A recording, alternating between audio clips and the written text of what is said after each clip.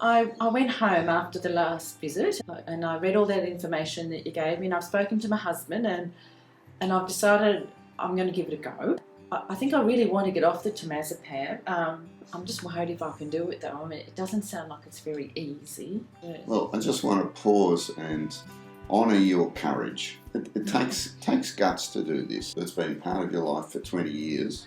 To consider changing that, that's really gutsy. So, well done. And it's natural to have concerns. What concerns do you have? Have you had patients before, like older patients who've got Absolutely. off their benzos? Oh, okay.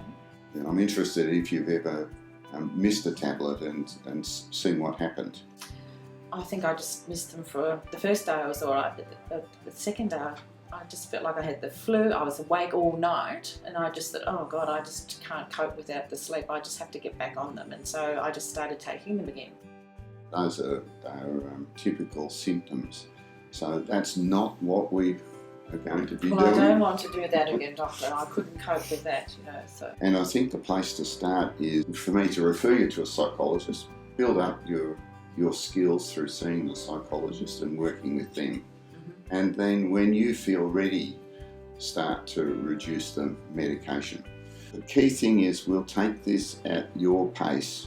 We can take it as slowly as you need.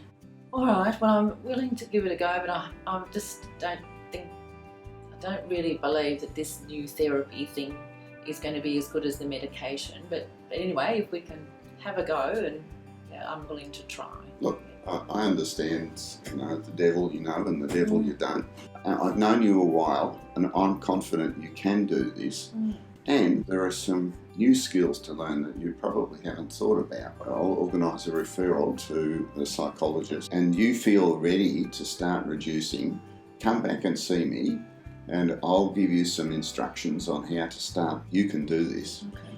And this is a journey we'll take together. Okay. Well, thank you, doctor. That's lovely. Thank you.